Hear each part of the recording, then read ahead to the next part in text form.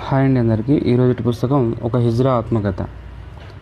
ఇది తమిళనాడులోని దొరైస్వామి కథ.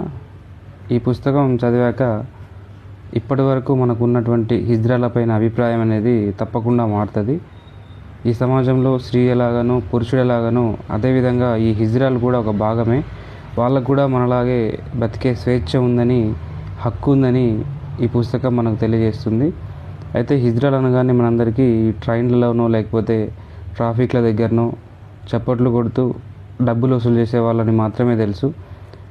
అది కాకుండా వాళ్ళని హేళన చేయడం, లైంగికంగా వేధించడం, అదేవిధంగా అనేక రకాల వివక్షతకి వాళ్ళని గురి చేయడం వల్లనే వాళ్ళు ఈ విధంగా వాళ్ళ జీవనాన్ని సాగిస్తున్నారని ఈ పుస్తకంలో చెప్పడం జరిగింది.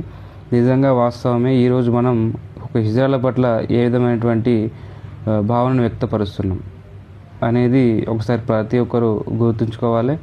ఈ పుస్తకం చదివిన తర్వాత తప్పకుండా హిజ్రాలపైన ఒక మంచి అభిప్రాయం ఏర్పడుతుంది. ఇందులో దొరైస్వామి రేవతిగా మారడానికి గల కారణాలు ఏంది? తల్లి గర్భంలో పుట్టిన తర్వాత ఆడైనా పుట్టచ్చు, మగైనా పుట్టచ్చు. కానీ పెరుగుతున్న క్రమంలో హార్మోన్స్ వల్లనో లేకపోతే ఇతర కారణాల వల్లనో ఒక పురుషుడిలో స్త్రీ లక్షణాలు, స్త్రీలలో పురుషుల లక్షణాలు రావడం అనేది చాలా అరుదు విషయం. దీన్ని గుర్తించి తగిన చర్యలు తీసుకుంటే మారే అవకాశాలు ఉంటాయి. కానీ ఎవరు పట్టించుకోకపోవడం వల్ల పెరుగుతున్న క్రమంలో ఈ దొరైస్వామి స్త్రీల లక్షణాలతోనే పెరగడం జరిగింది. ఇక ఉండలేని పరిస్థితుల్లో హిజ్రాగా మారి తన జీవితాన్ని ఏ విధంగా కొనసాగించిండు.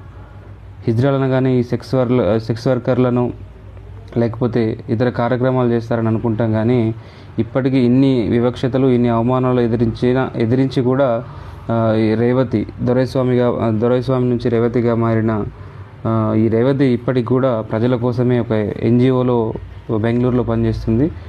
అలాంటి ఎన్నో గొప్ప కార్యక్రమాలు హిజ్రాలు కూడా చేస్తారు. కాబట్టి తప్పకుండా ఈ పుస్తకం చదివిన తర్వాత ఒక స్త్రీకి, ఒక పురుషుడికి ఏ విధమైనటువంటి హక్కు ఉందో ఒక హిజ్రాకి కూడా అలాంటి హక్కే ఉంటుంది.